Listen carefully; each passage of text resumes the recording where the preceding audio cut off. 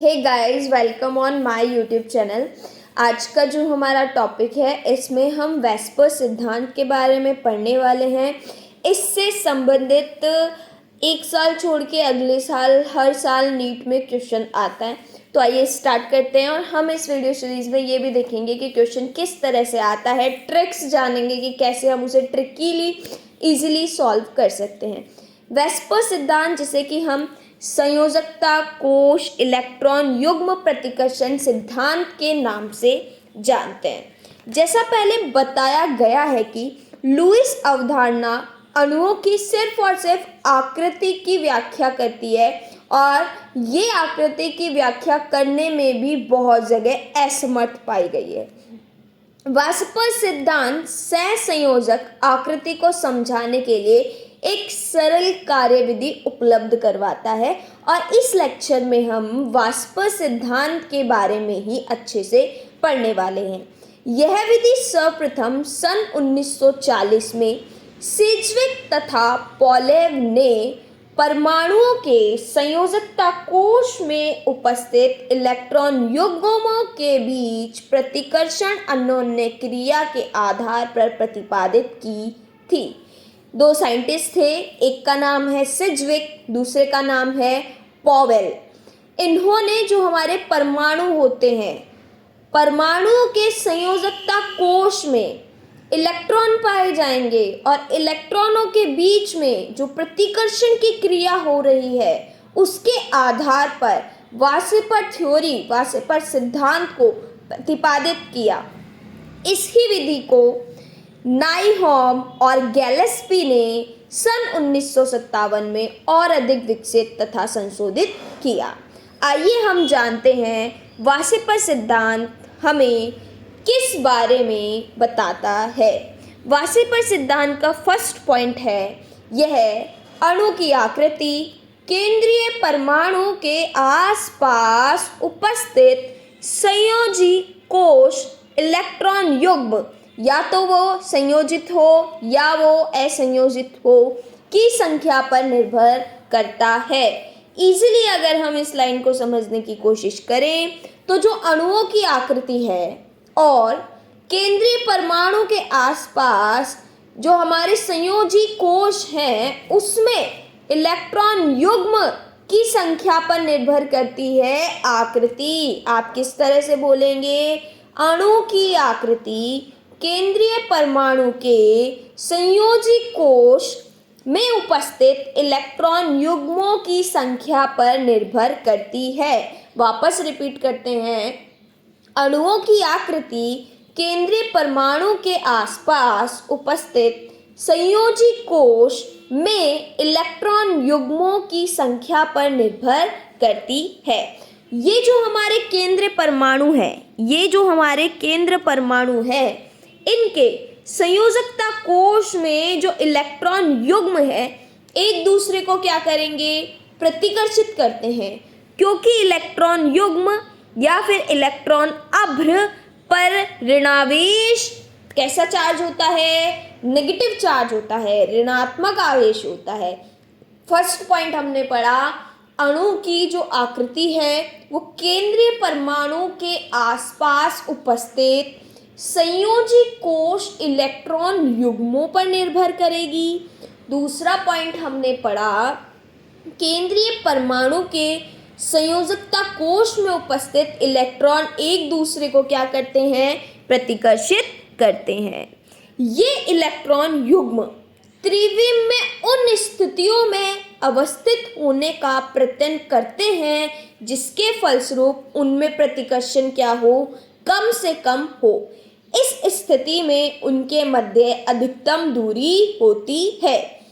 वापस समझते हैं, फर्स्ट पॉइंट, अणु की आकृति किस पर निर्भर करेगी? केंद्रीय परमाणु के आसपास उपस्थित संयोजी कोश में इलेक्ट्रॉनों की संख्या पर। ये जो इलेक्ट्रॉन है एक दूसरे को क्या कर रहे हैं? प्रतिकर्षित कर रहे हैं। तो ये एक दूसरे को प्रतिकर्षित करेंगे तो स्थायी नहीं होंगे ना, तो इनकी स्थिति, इनकी संरचना, इनकी अवस्था को स्थायी बनाने के लिए ये अपने आप को इलेक्ट्रॉन युग्म त्रिविम में इस प्रकार व्यवस्थित करेंगे कि इनके मध्य का प्रतिकर्षण कम से कम हो, अर्थात इनके मध्य की दूरी क्या हो, अधिकतम हो। नेक्स्ट पॉइंट की तरफ चलते हैं। संयोजकता कोश को एक गोले के रूप में बताया जाता है तथा इलेक्ट्रॉन युग्म गोलीय सतह पर एक दूसरे से अधिकतम दूरी पर स्थित होते हैं। आबंध को बहुआबंध को एक एकल इलेक्ट्रॉन युग्म के रूप में तथा इस आबंध के 2 या 3 इलेक्ट्रॉन युग्म को एकल सुपर युग्म समझा जाता है। यदि अणु 2 या अधिक अनुनादी संरचनाओं द्वारा दर्शाया जा सके तो इस सिद्धांत में वासेपर मॉडल प्रत्येक संरचना पर लागू होता है। ये आपको लर्न करना है for your school examination. NEET examination के लिए इसमें से आपको कोई भी चीज़ लर्न नहीं करनी है। चलिए आगे चलते हैं। नीट में यहाँ से क्वेश्चन आया हुआ है, जो इलेक्ट्रॉन युग्मों के बीच प्रतिकर्षण अन्योन्य क्रिया होती है उसका हम घटता क्रम लिख रहे हैं। ये अन्योन्य क्रिया एकाकी युग्म और एकाकी युग्म, जिसे हम लोन पेयर कहते हैं, में सर्वाधिक पाई जाती है। एकाकी युग्म लोन पेयर एवं आबंधी युग्म बॉन्ड पेयर। ये करेक्शन कर लीजिएगा आप, बीपी आएगा यहाँ पे, एलपी नहीं आएगा। तो एलपी में सबसे ज़्यादा, एलपी बीपी में उससे कम, और बीपी बॉन्ड पेयर में सबसे कम होती है। यहाँ मैं लिख देती हूँ LP equals to lone pair है, जिसे हम एकाकी युग्म के नाम से जानते हैं। बीपी यानी कि बॉन्ड पेयर है,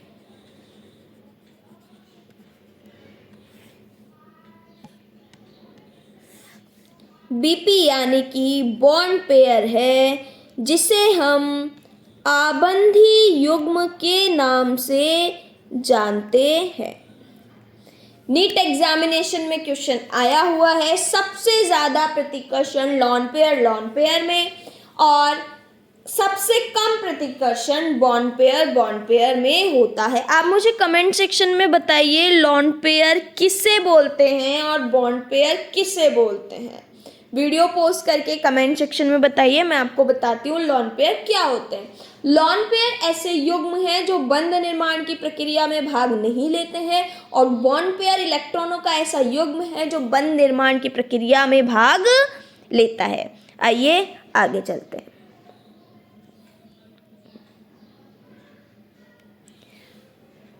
नाइहोम और गैलेस्पी ने संशोधन किया तो इन्होंने इलेक्ट्रॉन के एकाकी युग्मों तथा आबंधी युग्मों के महत्वपूर्ण अंतरों की व्याख्या करते हुए VSEPR मॉडल में सुधार किया। और मॉडल के बारे में क्या बताया? एकाकी इलेक्ट्रॉन युग्म केंद्रीय परमाणु पर स्थानगत होते हैं। एकाकी इलेक्ट्रॉन युग्म किस पर स्थित रहेंगे? जो हमारा सेंट्रल मेटल आयन है, केंद्रीय धातु परमाणु है, उस पर स्थित होंगे। Concept clear? जो हमारे एकाकी इलेक्ट्रॉन युग्म है, लॉन पेयर है, वो कहाँ पर होंगे? केंद्रीय धातु परमाणु पर स्थित होंगे। जबकि प्रत्येक आबंध युग्म, जिसे आप बॉन्ड पेयर के नाम से, बीपी के नाम से जानते हैं, 2 परमाणुओं के बीच सहभाजित होता है। अतः किसी अणु में आबंधी इलेक्ट्रॉन युग्म की अपेक्षा एकाकी युग्म अधिक स्थान घेरे हैं। ये लाइन आपसे करेक्ट और नॉट करेक्ट में पूछी जा सकती है। अणु में आबंधी इलेक्ट्रॉन युग्म की अपेक्षा एकाकी युग्म, एकाकी यानी कि एलपी, स्थान घेरे हैं, याद रखिएगा। इसके फलस्वरूप एकाकी इलेक्ट्रॉन युग्मों के बीच एकाकी युग्म, आबंधी युग्म तथा आबंधी युग्म की अपेक्षा अधिक प्रतिकर्षण होता है। सीधी सी बात ये बोल रहा है, एलपी के बीच प्रतिकर्षण बीपी और बीपी से ज़्यादा होता है। एलपी ज़्यादा स्थान घेरे हुए हैं, बीपी कम स्थान घेरे हुए हैं। इन प्रतिकर्षण प्रभावों के कारण अणु की संभावित आकृति में भिन्नता होती है तथा अणु के आबंध कोणों में भी अंतर पाया जाता है। क्या होता है, ये जो LP-BP में ज़्यादा प्रतिकर्षण, BP-BP में कम प्रतिकर्षण, इन प्रतिकर्षण की स्थितियों के कारण अलग अलग संरचनाएं बनती है और अलग अलग संरचनाओं में भी क्या होगा, अलग अलग बंध कोण, आबंध कोण पाया जाएगा। वेस्पर मॉडल की सहायता से अणु की ज्यामिति आकृति का पूर्वानुमान लगाने के लिए अणुओं को 2 श्रेणियों में बांटा जा सकता है। पहली श्रेणी इन्होंने बताई वे अणु जिनके केंद्रीय परमाणु पर कोई भी LP एकाकी युग्म उपस्थित नहीं होता। Point 1 clear. वे अणु जिनके केंद्रीय परमाणु पर कोई भी एकाकी युग्म उपस्थित नहीं होता। सेकंड पॉइंट बोल रहे हैं वे अणु जिनके केंद्रीय परमाणु पर एक या एक से अधिक LP उपस्थित हो, LP यानी कि लॉन पेयर उपस्थित हो। पॉइंट 1 क्या बोल रहा है, ऐसा सेंट्रल मेटल आयन, ऐसा केंद्रीय परमाणु जिस पर कोई भी एकाकी युग्म उपस्थित ना हो। पॉइंट 2 बोल रहा है ऐसा LP जिस पर एकाकी यानी कि LP पाया जाए, किस पर पाया जाए, हमारे सेंट्रल मेटल आयन पर पाया जाए। वापस रिपीट कर रही हूँ लास्ट लाइन को, ऐसा अणु जिसके केंद्रीय परमाणु पर LP हो, और LP एक से ज़्यादा कितना भी हो सकता है।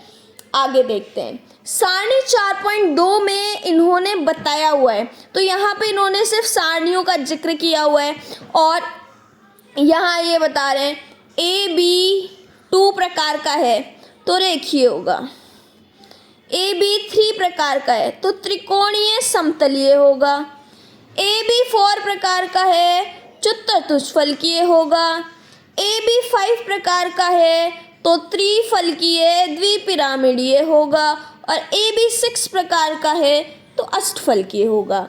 ये आप लर्न कर लीजिएगा। इस प्रकार की ज्यामितियाँ AB4 जो कि AB3 है, CH4 जो कि AB4 है और PCl5 जो कि AB5 है, अणुओं द्वारा दर्शाई जाती है और इनको हम बॉल स्टिक गैंग डंकी मॉडल के द्वारा प्रदर्शित करते हैं जो कि आपके स्क्रीन पर आपको दिख रहा है। आप देखिए, अगर हम AB2 के बारे में सोचें तो ये कौन सा अणु हो गया हमारा A और ये कौन हो गया B, ये कौन हो गया B। इनके मध्य बनने वाला कोण कितना है 180, यानी कि जो इनकी आकृति है, व्यवस्था है, वो कैसी है, रेखीय है। यदि हम बात करें AB3 की तो इसके अंदर देखिए सेंट्रल मेटल है, केंद्रीय परमाणु है, उसको हम A बोलते हैं और जो F3 है उसे हम B3 के रूप में इंगित करें तो ये 1 2 3 और इनके बीच में बनने वाला बंध कोण कितना है 120 डिग्री। इनकी आकृति कैसी होती है, त्रिकोणीय समतलीय। यदि हम बात करें AB4 की, जैसे कि CH4, इनकी आकृति कैसी होती है, चतुष्फलकीय। इनके मध्य बनने वाला आबंध कोण कितना होता है 109.5 डिग्री। ये हमारा मिड केंद्रीय धातु परमाणु A को और ये चारों दिशाएं B को बताती है, 1 2 3 4। अब देखिए AB5 जिसे हम किसके रूप में बताते हैं, PCl5 के, तो ये जो मिड में है ये केंद्रीय धातु परमाणु को तथा इसके किनारों पर उपस्थित 5 B परमाणु हैं जो कि इस तरह से 1 2, इस स्थिति को क्या बोलेंगे हम, एक्सियल या इक्वेटोरियल, इक्वेटोरियल कंडीशन पे लगे हुए हैं, जबकि 3 परमाणु एक्सियल कंडीशन में लगे हुए हैं। इसके लिए आपको ध्यान में रखना है कि जो हमारी एक्सियल कंडीशन है वहाँ पर तो हम किसको रखेंगे और जो हमारी इक्वेटोरियल कंडीशन है उस पर हम किसको रखना पसंद करेंगे।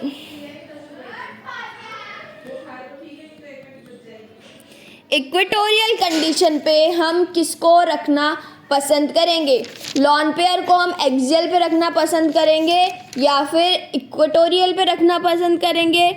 किसको किस पे रखना पसंद करेंगे? जो लॉन पेयर होते हैं, लॉन पेयर को हम एक्सियल कंडीशन पे रखना पसंद करेंगे, और जो ज़्यादा इलेक्ट्रोनेगेटिव है, मोर इलेक्ट्रोनेगेटिव एलिमेंट है, उसे आप अगर इक्वेटोरियल कंडीशन पे रखते हैं तो आपकी जो स्ट्रक्चर होगी वो मोर स्टेबल बनेगी, और मोर स्टेबल के साथ साथ मोर कैपेबल होगी।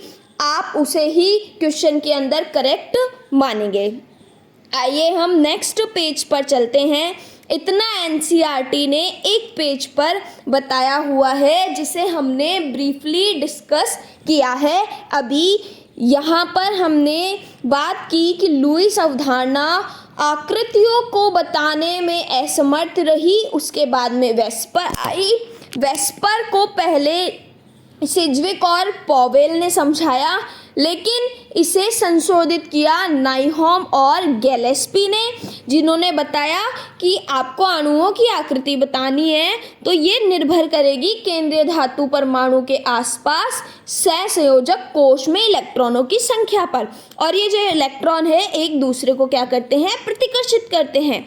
और ये प्रतिकर्षित करते हैं तो एक दूसरे की जो इनकी स्थिति होगी उसको ये इस प्रकार बनाए कि इनके मध्य प्रतिकर्षण कम से कम हो, ताकि ये अधिक से अधिक स्थायी संरचना प्राप्त कर सके।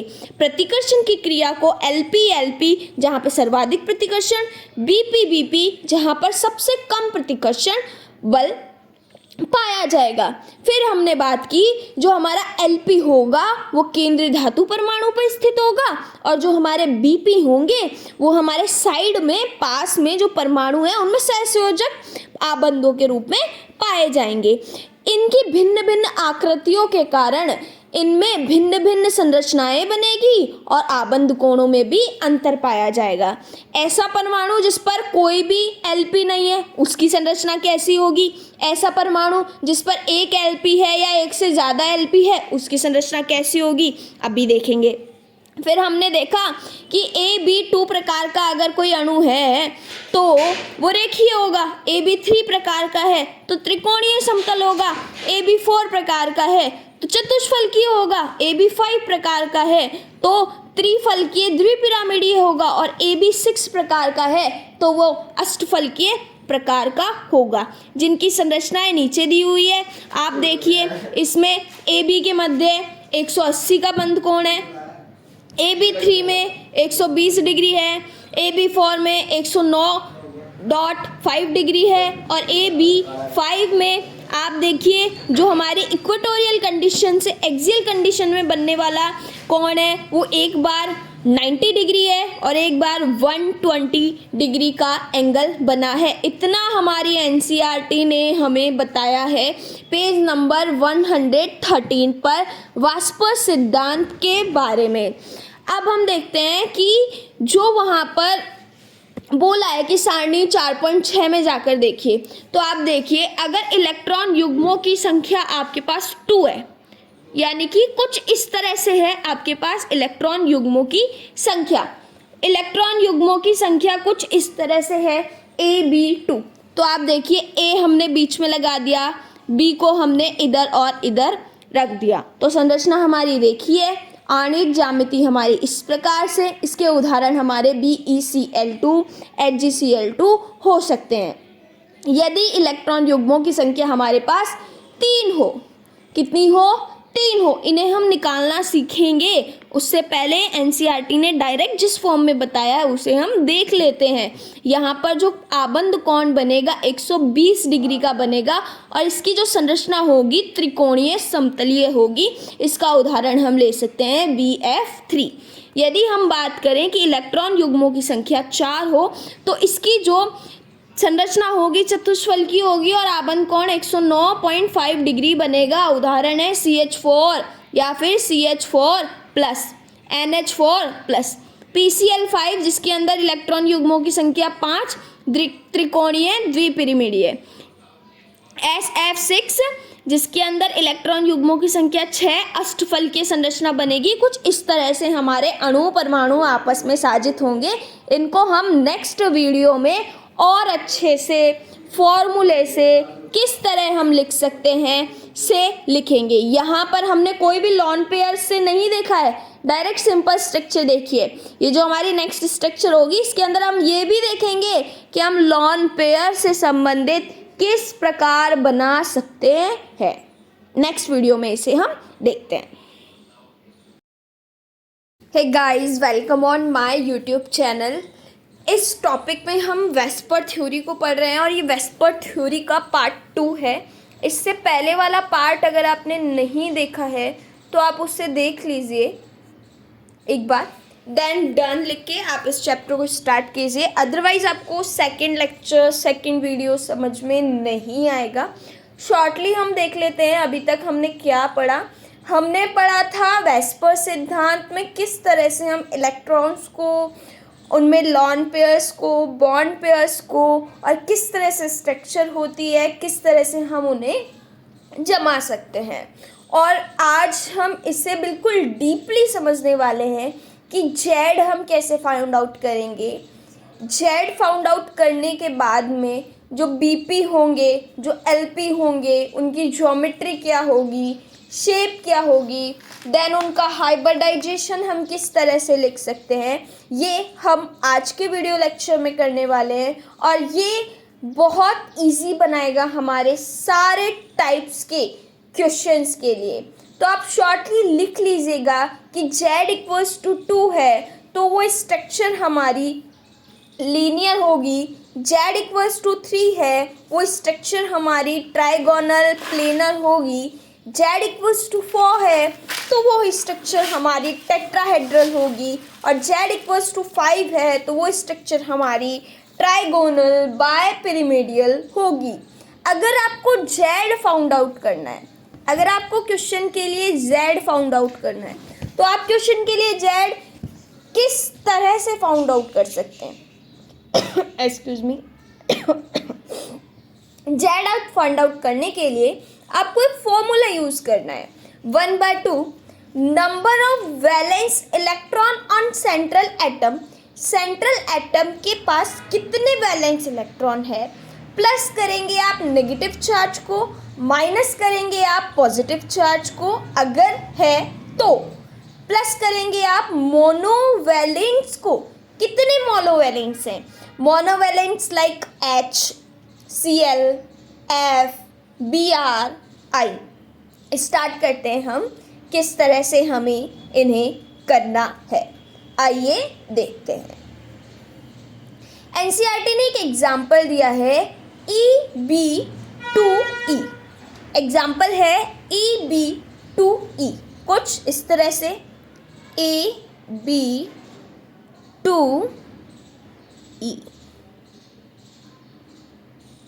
यहाँ बिल्कुल क्लियर बताया हुआ है कि अगर हमारे आबंध युग्म यानी कि बीपी की जो संख्या है वो कितनी हो, 2, और एकाकी युग्म एलपी की संख्या कितनी हो, 1, तो इलेक्ट्रॉन युग्मों की व्यवस्था किस प्रकार की होगी, आकृति किस प्रकार की होगी, और उनके उदाहरण कौन कौन है। हम इनमें से एक उदाहरण पिकआउट करते हैं, SO2, और SO2 के बारे में बात करते हैं। SO2 एग्जाम में हमें एग्जाम्पल देगा, हमें ये नहीं पूछेगा कि उसकी स्ट्रक्चर कैसी है। अगर आप स्कूल लेवल पे हैं तो आप इसे रट्टाफिकेशन करके काम कर सकते हैं कि हाँ ये होता है, ये इसका एग्जाम्पल है। लेकिन अगर आप नीट जैसे जेईई जैसे एग्जामिनेशन के प्रिपेयर कर रहे हैं तो आपको वहाँ सिर्फ और सिर्फ एग्जाम्पल दिया हुआ होगा, देन आपको बताना है कि इसकी स्ट्रक्चर कैसी है, इसकी ज्योमेट्री कैसी है, इसकी शेप कैसी है, इसमें एलपी कितने हैं, इसमें बीपी कितने हैं। तो आइए उस एग्जामिनेशन के लिए हम पढ़ते हैं किस तरह से हम फाउंड आउट करेंगे। अभी हमने देखा था कि फर्स्ट ऑफ ऑल आपको z फाउंड आउट करना है जो कि 1/2 नंबर ऑफ वैलेंस इलेक्ट्रॉन और कहाँ देखने हैं आपको valence electron? On central atom. आपको प्लस करना है नेगेटिव चार्ज को, आपको माइनस करना है पॉजिटिव चार्ज को, और आपको प्लस करना है नंबर ऑफ मोनोवैलेंट को, जो कि एटम पर कितने हैं। मोनोवैलेंट हो सकते हैं आपके hydrogen, fluorine, chlorine, bromine, iodine, इनमें से कुछ भी। हमने यह एग्जाम्पल लिया है SO2, S जो कि सेंट्रल एटम की ही तरह काम करेगा यहाँ। तो फॉर्मूले में से हम Z फाउंड आउट करने की कोशिश करते हैं 1/2। S के आउटर मोल सेल में इलेक्ट्रॉन्स कितने होते हैं? 6। नंबर ऑफ वैलेंस इलेक्ट्रॉन कितने हैं? 6। O2 तो डबल बॉन्डिंग बनाता है, this is divalent, this is not a monovalent atom, और यहाँ पर कोई चार्ज भी नहीं है। तो सिर्फ हम इतना ही लिखेंगे, इसे सॉर्ट आउट करेंगे तो क्या 2 3 6, तो हमारा Z इक्वल्स टू कितना आ जाएगा? 3 आ जाएगा। Z इक्वल्स टू कितना आ जाएगा? 3 आ जाएगा। ये जो Z है इसकी जो नंबरिंग है वो बताती है कि यहाँ पे BP बॉन्ड पेयर भी हो सकते हैं और LP लॉन पेयर भी हो सकते हैं। Is it clear? Z आपको बताता है कि यहाँ पर बॉन्ड पेयर भी हो सकते हैं और लॉन पेयर भी हो सकते हैं। आपको किस तरह से लॉन पेयर निकालने हैं क्वेश्चन में? आपको लॉन पेयर के लिए याद रखना है Z minus number of surrounding atoms. Z निकालने के लिए आपको क्या याद रखना है? Number of surroundings atoms. अब आपको बिल्कुल क्लियर विजिबल हो रहा है कि यहाँ पे Z इक्वल्स टू 3 है और number of surrounding atoms equals to 2 है, यानी कि जो हमारा LP होगा वो कितना आ जाएगा? 1 आ जाएगा। LP हमारा कितना आ गया? 1 आ गया। अब आइए NCERT के पास चलते हैं। NCERT ने क्या बोला है? NCERT ने आपको डायरेक्ट लिख कर दिया है कि यहाँ पे BP बराबर 2 है और LP बराबर 1 है। तो इसकी जो स्ट्रक्चर है वो कुछ इस तरह से त्रिकोणीय समतलीय मुड़ी हुई होगी। किसकी संरचना? SO2 की। और मैंने आपको ये प्रूफ करके दिया है अभी। Z इक्वल्स 3 आया है, LP इक्वल्स 1 है, तो BP इक्वल्स हमारे कितने हो गए? 2 हो गए। जब हम SO2 की संरचना बनाने जाएंगे अब, तो S तो सेंट्रल मेटल आयन है जिसे हम मिड में रखेंगे और लॉन पेयर्स हमारे कितने हैं? 1 है।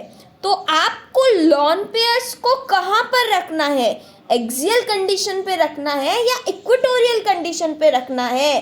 तो हमने देखा था कि अगर आपको लॉन पेयर मिल रहा है, एक से ज़्यादा लॉन पेयर मिल रहे हैं, तो आप उन्हें एक्सियल कंडीशन पे रखना पसंद करें। अभी आप इसे किसी भी तरह रखेंगे चलेगा, कोई इशू नहीं है, लेकिन एक से ज़्यादा मिल रहे हैं तो उनकी स्टेबल जो कॉन्फ़िगरेशन होगी वो कहाँ होगी? तो हमने हमारे लॉन पेयर भी बना लीजिए। अब हमें क्या बना रहे हैं? हमारे बॉन्ड पेयर बनाने। बॉन्ड पेयर कितने हमारे? 2 हैं। तो इनको हम इस तरह से लगाएंगे ना कि इनके मिड में जो इलेक्ट्रॉनों का प्रतिकर्षण होगा वो भी कम होने चाहिए। यही हमारे वास्पर सिद्धांत बोलता है। तो ऑक्सीजन कुछ इस तरह से ही लगी हुई होगी। क्या यहाँ पे ये संरचना कुछ इसी तरह से बताई हुई है? इसी को ही मैं यहाँ पर बनाकर रिप्रेजेंट करूँ तो SO और एक हमारे पास लॉन पेयर, क्या इसी तरह से बनी हुई दिखेगी हमें हमारी संरचना? इरेज कर देते हैं।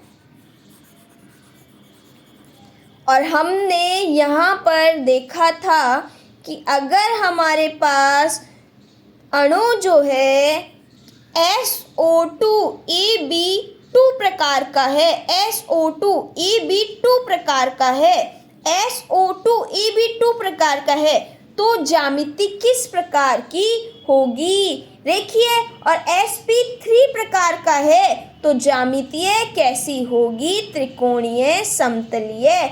इसमें हमारे पास AB2 जो कि देखिए लेकिन E भी है, तो ये पूरा का पूरा तो AB3 है ना, तो इसकी जो स्ट्रक्चर होगी वो कैसी होगी, त्रिकोणीय समतलीय।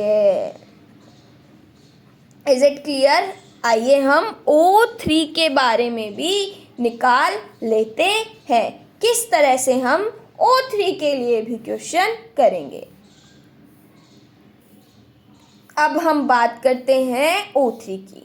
हमें कुछ नहीं पता, हम सब कुछ फाइंड आउट करेंगे। एनसीईआरटी ने हमें दिया हुआ है, डायरेक्ट हम फाइंड आउट करेंगे कि किस तरह से हम इन सब चीज़ों को निकाल सकते हैं। जेड निकालने के लिए हमारा फॉर्मूला क्या है, 1/2 number of valence electron on central atom. तो ऑक्सीजन है ना अभी सेंट्रल एटम, तो कितने होते हैं ऑक्सीजन के पास, 6। ना यहाँ कोई चार्ज है ना यहाँ कोई मोनोवेलेंट है, तो Z=3 और Z=3 आ गया, Z=3 आ गया। तो ये कैसी स्ट्रक्चर होगी, sp2 या sp3, sp2। ये सब हमने कहाँ सीखा है, ये सब हमने VBT से सीखा है या MOT से, VBT ने बताया है हमें। और नेक्स्ट वीडियो में हम आपको VBT के बारे में भी बताने वाले हैं, VBT किस तरह से वर्क करती है। आइए चलिए इसी को ही हम आगे देखते हैं। जेड आपको ये बताता है ये LP प्लस BP दोनों है। अब हमें LP फाइंड आउट करना है, Z minus number of surrounding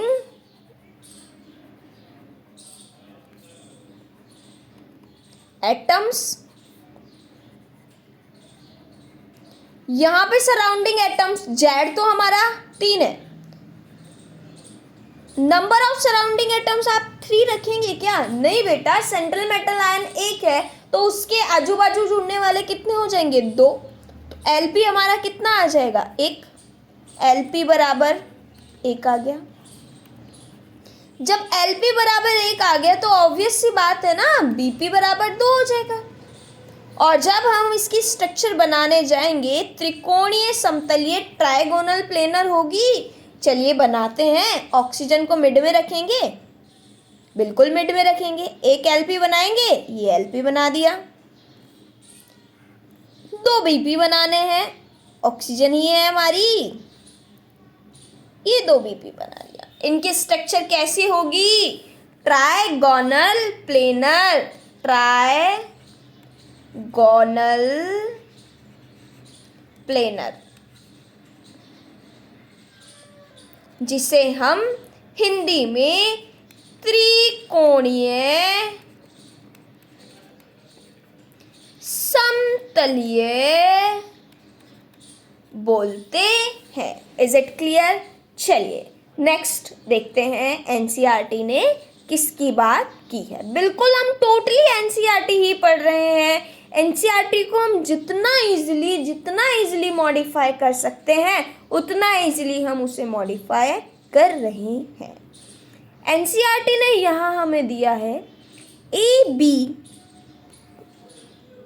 zoom करके देखते हैं, AB3E,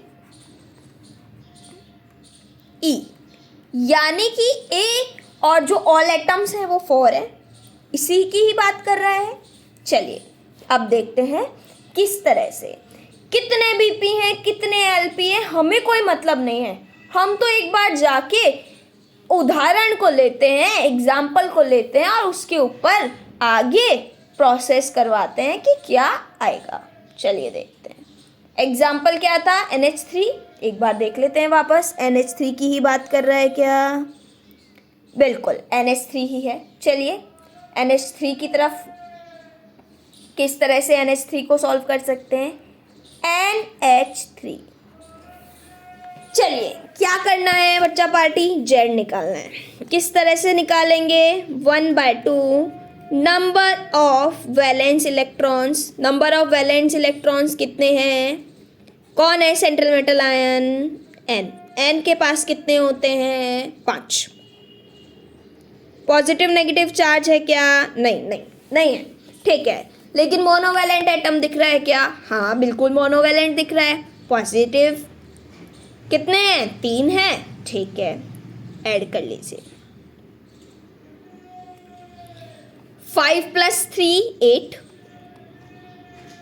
multiply 1/2, Z equals to कितना आ गया, 4। अब ये 4 किसको बता रहा है कि मेरे पास एलपी भी हैं और बीपी भी हैं। एलपी हम बेटा कैसे निकालेंगे, Z minus number of surrounding atoms.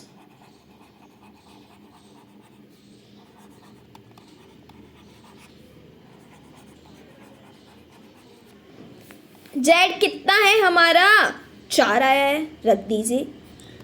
कितने एटम घेरे हुए हैं, 3 है ना। एलपी बराबर कितना आ गया, 1।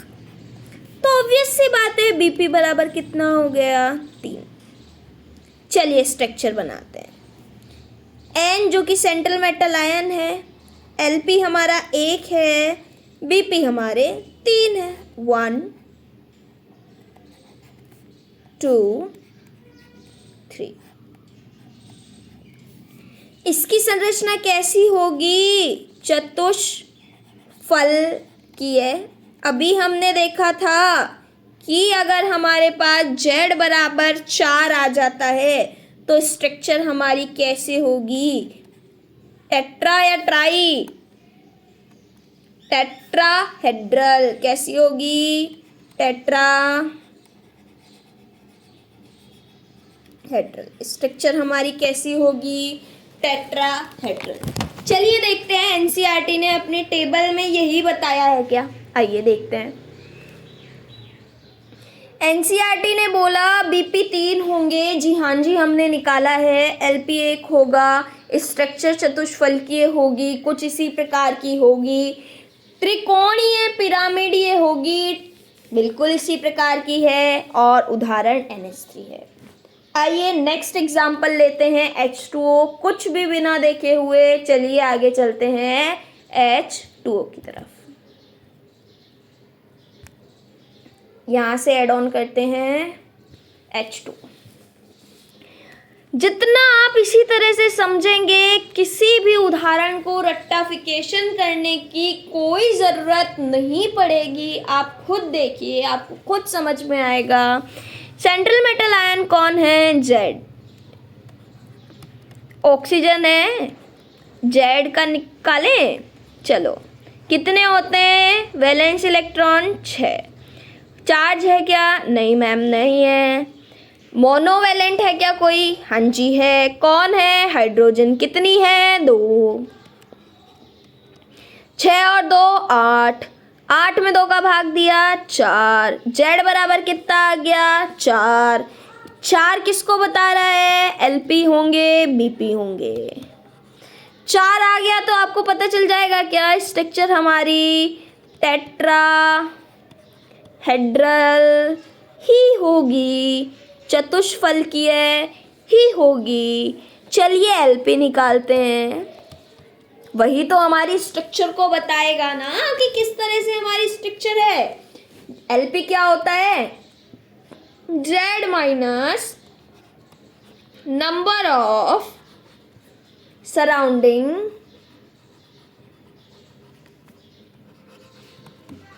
Atoms. Number of surrounding atoms कितने हैं यहाँ पर, 2। नंबर ऑफ सराउंडिंग एटम्स कितने हैं, 2। 4 में से 2 गए तो कितने बचे, 2। यानी कि आज तक हम बोलते आए हैं H2O के पास 2 LP है। हम ये बात प्रूफ कर रहे हैं कि 2 LP किस प्रकार से आए हैं H2O के पास। LP बराबर 2 हो गए तो ऑब्वियस है BP बराबर भी कितना हो गया, 4 में से 2 गया तो 2 हो गया। स्ट्रक्चर बनाते हैं। सेंट्रल मेटल आयन हमारा ऑक्सीजन है और दो हमारे पास Lp हैं। इस प्रकार व्यवस्थित होंगे कि इनके मध्य प्रतिकर्षण कम से कम बने, तो इनकी संरचना कुछ इसी प्रकार की होगी। क्या? बिल्कुल इसी प्रकार की होगी। चलिए एनसीईआरटी में चेक कर लेते हैं यही संरचना दी हुई है क्या।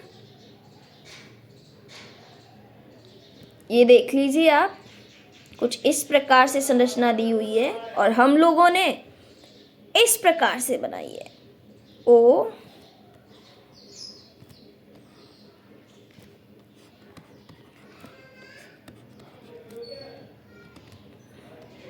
यानी कि इस संरचना को हम ऐसे भी बनाएं ताकि प्रतिकर्षण कम से कम हो। सेम ही बात है क्या? चलिए आगे चलते हैं।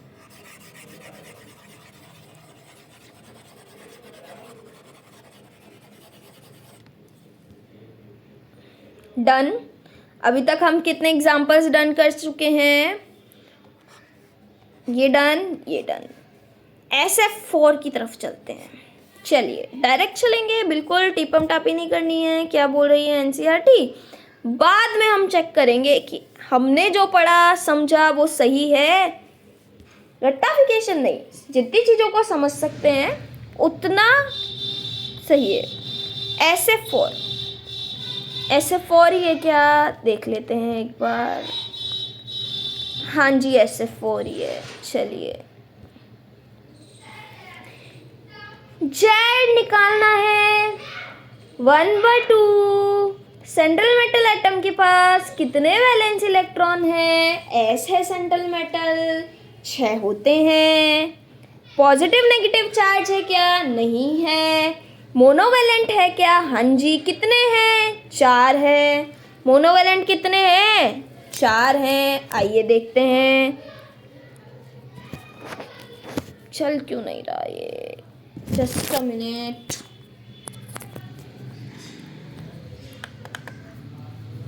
हाँ, मोनोवैलेंट कितने हैं? 4 हैं। 6 और 4 कितने होते हैं? 10/2, 5 आ गए। यानी कि Z=5 आ गए। मुझे नहीं पता LP कितने हैं, मुझे नहीं पता BP कितने हैं। चलिए निकाल लेंगे अभी। LP बराबर होता है Z minus number of surrounding atoms.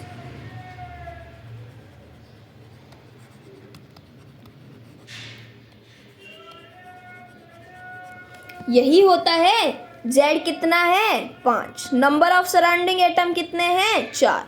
LP कितना हो गया? 1। तो जब LP 1 हो गया तो बच्चे कितने? BP कितने बच गए? अब 5 में से 1 LP हो गया तो BP कितने बच गए? 4। चलिए स्ट्रक्चर बनाते हैं। 1 LP हो गया, 1 LP लगा दो भाई, ये लगा दिया। 4 BP लगाने हैं। अब 4 BP आप किस तरह से लगाएंगे? 1 2 3 4, कुछ इस तरह से आप इसकी संरचना बनाएंगे। यहाँ पे हमारा F F F और F। चलिए आइए हम इसकी स्ट्रक्चर देखते हैं एनसीईआरटी के पास चल के। एनसीईआरटी ने क्या बताया है SF4 की स्ट्रक्चर के लिए? देखिए SF4 जिसे इसने बोला है डेंकुली बनेगी और कुछ इस प्रकार से बनेगी, और हमने भी कुछ इस प्रकार से ही स्ट्रक्चर बनाई है, कुछ इस तरह से।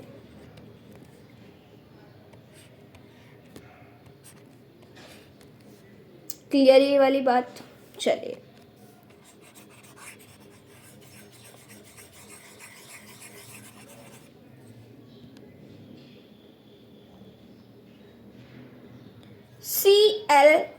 ClF3, चलिए ClF3 की स्ट्रक्चर बनाते हैं।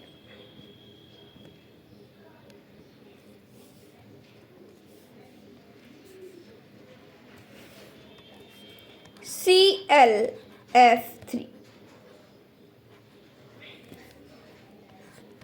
जेड। सेंट्रल मेटल आयन कौन है? Cl। आउटर मोस्ट शेल में कितने इलेक्ट्रॉन होते हैं? 7। F कितने हैं? 3। मोनोवेलेंट ही है ना, 10/2 5। Lp कितना, Bp कितना नहीं पता, चलिए देख लेते हैं। Lp बराबर Z minus number of surrounding atom.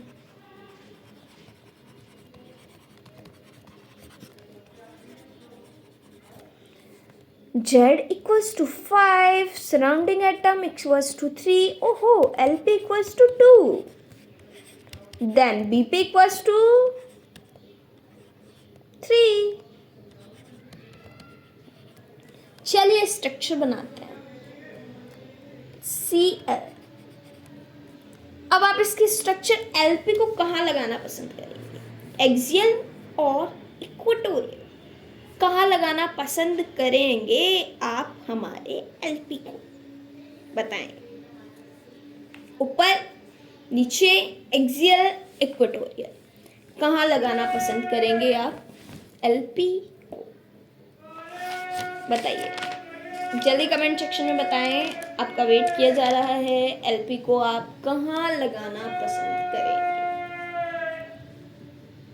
Axial या इक्वेटोरियल? एक्सियल कंडीशन पे आप Lp अगर प्लेस करते हैं तो जो हमारी कंडीशन होगी वो बेटर बनेगी, बेटर स्टेबल होगी। तो रेड कलर से ले लेते हैं, चलिए इस बार Lp को।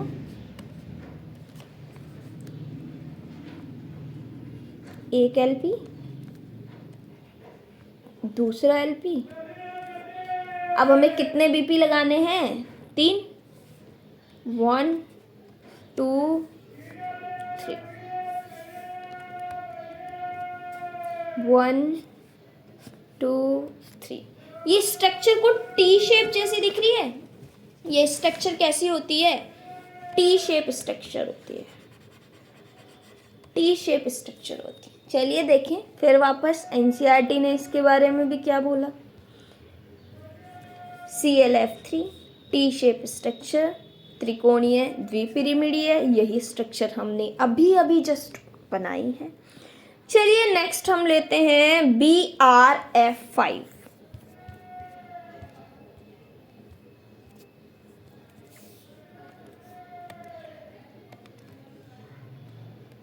BrF5। जेड निकालना हमारा सर्वप्रथम काम। Central metal Br, outermost shell में इलेक्ट्रॉन 7, सराउंडेड एटम 5, मोनोवेलेंट ही होने चाहिए। मोनोवेलेंट नहीं है तो काम नहीं चलेगा हमारा। 7 और 5 कितने होते हैं बताइए? 12। 12/6 इक्वल्स टू 6। अब ये बता सकता है कि यहाँ पे Bp और Lp हैं 6 टोटल। अब Lp कितने हैं मुझे नहीं पता, खुद निकालो। Lp बराबर क्या होता है? Z minus number of surrounded. Lp होता है Z माइनस नंबर ऑफ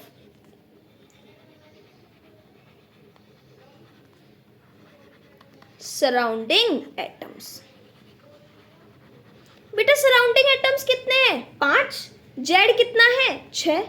6 में से 5 गया तो कितना बचा? 1। Lp कितना आया आपके पास? 1। Lp कितना आया? 1। Lp जब 1 आया तो Bp कितने आए हमारे पास? Bp कितने आए? 5। चलिए देखते हैं, जब Lp हमारे पास आए 1 और Bp हमारे पास आए 5, तो हमें सेंट्रल मेटल आयन में तो Br ही बनाना है। और एक्सियल कंडीशन पे हमें किसको लेना है? हमारे लॉन पेयर को। ये लीजिए एक्सियल कंडीशन पे ले लिया। चलिए थोड़ा टेढ़ा बन गया, रेड पेन से बना लेते हैं इसको भी।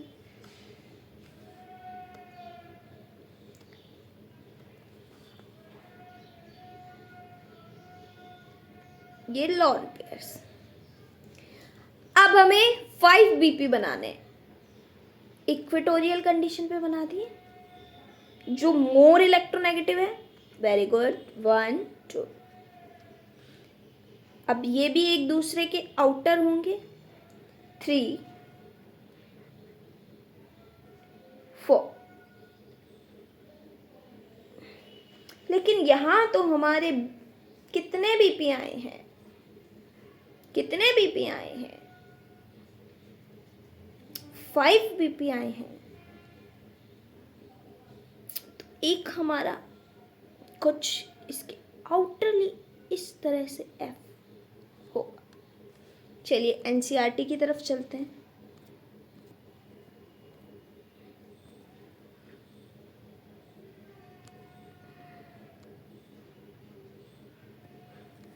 BRF5 वर्ग पिरामिड है और जो हमारी स्ट्रक्चर है उसमें इस प्रकार से संरचना बनाई हुई है।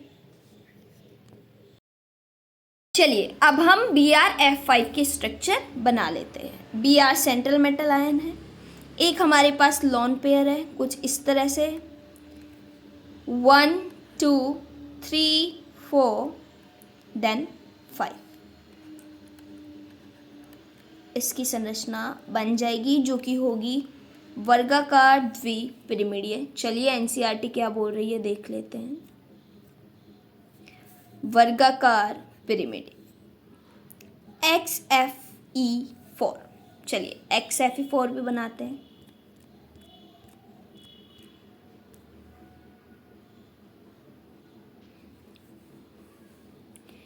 XEF4 Z निकालना है।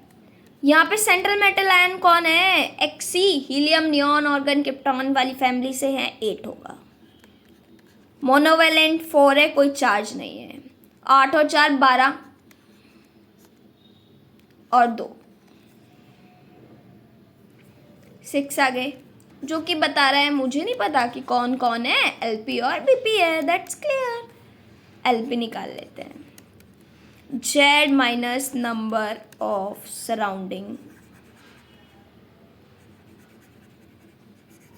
एटम। Z कितना है 6, नंबर ऑफ सराउंडिंग एटम 4। यहाँ LP कितना आ गया 2।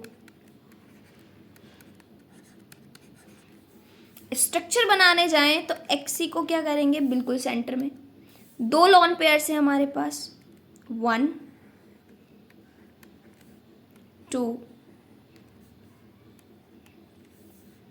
देन 4 XE या F 1 2 3 4।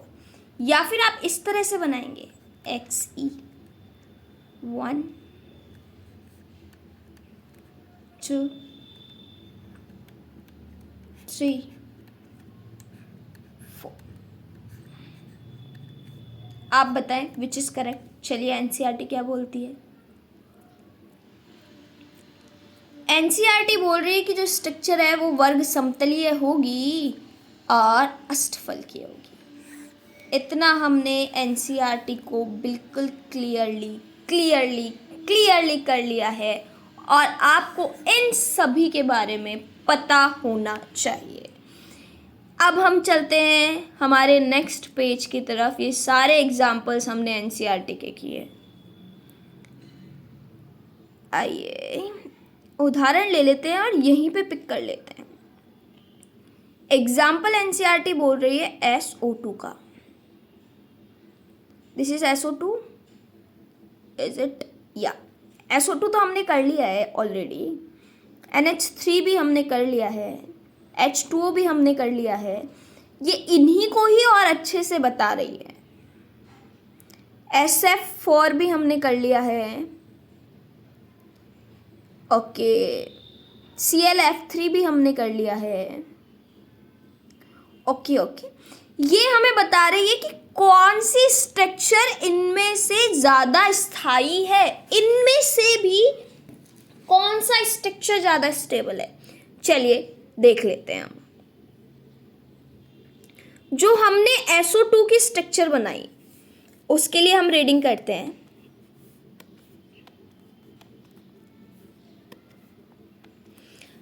सैद्धांतिक तौर पर इसकी आकृति त्रिकोणीय समतलीय होनी चाहिए, परंतु वास्तव में यह अणु मुड़ा हुआ है अथवा वी आकृति का होता है। इसका कारण यह है कि एकाकी युग्म जो कि लॉन पेयर है और आबंध युग्म यानी कि बॉन्ड पेयर है के बीच प्रतिकर्षण आबंधी युग्म बीपी और बीपी प्रतिकर्षण युग्म आबंधी प्रतिकर्षण की अपेक्षा कहीं अधिक होता है। फलस्वरूप जो हमारा आबंध कोण है 120 होना चाहिए। इससे घट के कितना हो गया? 119.5 डिग्री। नेक्स्ट हमने पढ़ा NH3, जहाँ पे एक लॉन पेयर है हमारा। इसके कारण इसकी स्ट्रक्चर कैसी है? त्रिकोणीय पिरामिडीय। एकाकी युग्म स्थान पर आबंध युग्म होता है तो अणु की आकृति चतुष्फलकीय होती, परंतु यहाँ एकाकी युग्म उपस्थित है, इसलिए LP और BP के बीच प्रतिकर्षण के कारण जो अधिक स्टेबल होगा इसका मान क्या हो जाएगा? 109 डिग्री से 105.9 डिग्री से घटकर 160 डिग्री हो जाएगा। ऐसा ही H2O के केस में भी हुआ है। इसका 109.5 डिग्री से घटकर 104.5 डिग्री हो जाता है और मुड़ी हुई स्ट्रक्चर प्राप्त होती है। SF4 के केस में भी इसकी जो संरचना है वो डेकुली बनी थी और जो हमने हमारे LP को कहाँ पर रखा था, कौन सी कंडीशन पर रखा था, देखते हैं क्या रीज़न है।